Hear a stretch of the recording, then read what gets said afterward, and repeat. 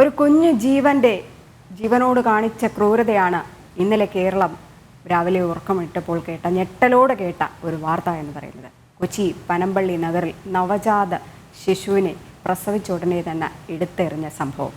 എന്തായാലും ഈ കേസിൽ നിർണായകമായ വഴിത്തിരിവിലേക്കൊക്കെ തന്നെ എത്തുകയാണ്. ഒപ്പം അമ്മയുടെ മൊഴി അടക്കം പുറത്തു വന്നിട്ടുണ്ട്. കുഞ്ഞിനെ കൊലപ്പെടുത്തിയത് ശ്വാസം മുട്ടിച്ചെന്നാണ് അമ്മ പോലീസിന് നൽകിയിരിക്കുന്ന മൊഴി. കരച്ചിൽ പുറത്തു കേൾക്കാതിരിക്കാൻ വായിൽ തുണി തിരികെയായിരുന്നു അമ്മ പറഞ്ഞത്.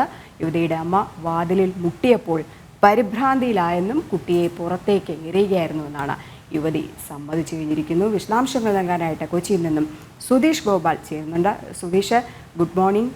എന്തായാലും അതിക്രൂരമായ ഒരു സംഭവം തന്നെ, കേട്ടുകേൾവി പോലും ഇല്ലാത്തൊരു സംഭവം തന്നെയാണ് ഉണ്ടായിരിക്കുന്നത്. എന്താണ് ഈ യുവതി ഇപ്പോൾ പോലീസിനോട് നൽകിയിരിക്കുന്ന മൊഴി?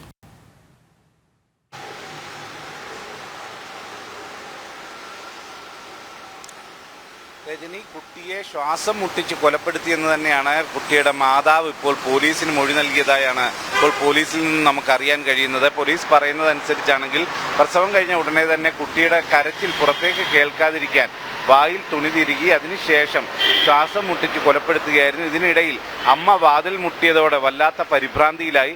അന്നേരം കയ്യിൽ കിട്ടിയ ഒരു കവറിൽ കുട്ടിയെ വെച്ച് അത് പുറത്തേക്ക് എറിയുകയായിരുന്നു എന്നതാണ് യുവതി നൽകിയ മൊഴിയെന്നാണ് പോലീസിൽ നിന്ന് നമുക്ക് അറിയാൻ കഴിയുന്നത്. വല്ലാത്ത പരിഭ്രാന്തിയായിരുന്നു. എന്ത് ചെയ്യണമെന്നറിയാതെ മുറിയിൽ അങ്ങോട്ടും ഇങ്ങോട്ടും നടക്കുകയും ബാത്റൂമിൽ കയറിയിരിക്കുകയും ഒക്കെ ചെയ്തു. അതിനുശേഷം ആത്മഹത്യയ്ക്ക് ശ്രമിച്ചതായും, ഞരമ്പ് മുറിച്ച് ആത്മഹത്യ ചെയ്യാൻ ശ്രമിച്ചതായും യുവതി പറയുന്നുണ്ട്. ഇത്തരത്തിൽ യുവതി പോലീസിന് മൊഴി നൽകിയതായാണ് ഇപ്പോൾ വിവരങ്ങൾ പുറത്തു വരുന്നത്. എന്തു തന്നെയായാലും കുട്ടിയെ കൊലപ്പെടുത്തിയതാണ് എന്ന്, കുട്ടിയുടെ മാതാവ് തന്നെയാണ് കൊലപ്പെടുത്തിയെന്ന വിവരം തന്നെയാണ് പുറത്തു വരുന്നത്.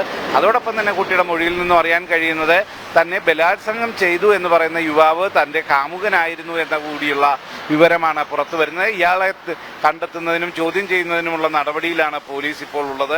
ഇയാൾ തമ്മനം സ്വദേശിയാണെന്ന പ്രാഥമിക സൂചനകളാണ് പോലീസിൽ നിന്നും ലഭിച്ചിട്ടുള്ളത്. ഇവർ തമ്മിൽ ഏറെക്കാലം പ്രണയത്തിലായിരുന്നു. ഇയാളിൽ നിന്നാണ് യുവതി ഗർഭം ധരിച്ചതെന്നുമുള്ള സൂചനകളാണ് യുവതിയിൽ നിന്നും കിട്ടിയിട്ടുള്ളത്.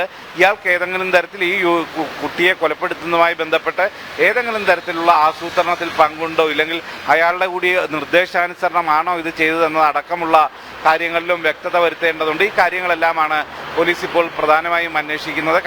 ഇന്നലെ പോസ്റ്റ്മോർട്ടത്തിൽ തന്നെ, പ്രാഥമിക പോസ്റ്റ്മോർട്ടം റിപ്പോർട്ടിൽ തന്നെ ലഭിച്ച വിവരം, കുട്ടിക്ക് തലയോട്ടിക്ക് പൊട്ടലേറ്റിരുന്നു. അതോടൊപ്പം തന്നെ കുട്ടിയിൽ വലിയ സമ്മർദ്ദം ചെലുത്തിയിരുന്നതായും കണ്ടെത്തിയിരുന്നു. ഈ സമ്മർദ്ദം ചെലുത്തി എന്ന് പറയുമ്പോൾ അത് ശ്വാസം മുട്ടിച്ചതടക്കമുള്ള പ്രവൃത്തികളിലൂടെ ഉണ്ടായ സമ്മർദ്ദമാവാം എന്ന ഒരു നിഗമനത്തിലാണ് പോലീസ് ഉള്ളത്. എന്നാൽ തലയോട്ടിക്ക് പറ്റിയ പൊട്ടൽ, താടിയലിനും പൊട്ടലുണ്ടായിരുന്നു. ഇത് താഴേക്ക് വലിച്ചെറിഞ്ഞപ്പോൾ ഉണ്ടായതാകാമെന്ന ഒരു നിഗമനത്തിലുമാണ് പോലീസ് ഉള്ളത്. എന്തു തന്നെയായാലും അതിക്രൂരമായ ഒരു പ്രവൃത്തി തന്നെയായാണ് നമുക്ക് വിലയിരുത്തേണ്ടി വരുന്നത്.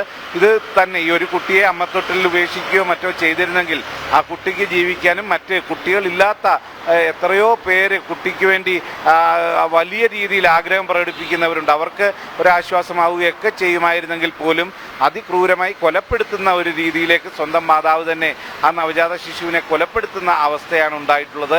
ഇത് എറണാകുളത്ത് ആദ്യ സംഭവമല്ല. മുൻപും എളമക്കര ഭാഗത്ത് സമാനമായ രീതിയിൽ ഒരു കൊലപാതകം നടന്നതാണ്.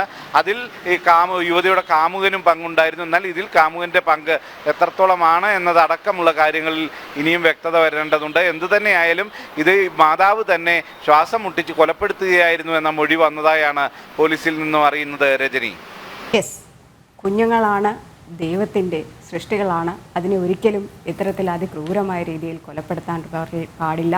ഇപ്പോൾ സുധീഷ് പറഞ്ഞതുപോലെ തന്നെ പ്രസവിച്ച് കഴിഞ്ഞ് മറ്റാർക്കെങ്കിലും കൊടുത്തു കഴിഞ്ഞാൽ അതവരുടെ ഒരു പുതുജീവിതം കൂടെ തന്നെ ആയിരിക്കും വഴിതുറക്കാൻ പോകുന്നത്. എത്രയോ കുട്ടികൾ, എത്രയോ മാതാപിതാക്കൾക്ക് കുഞ്ഞുങ്ങളില്ലാത്തവരുണ്ട്.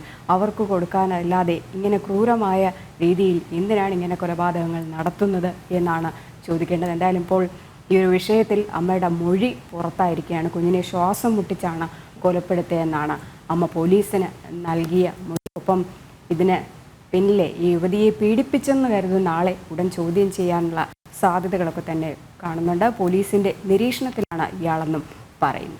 സുധീഷ് ഗോപാലാണ് വിവരങ്ങൾ പങ്കുവച്ചത്.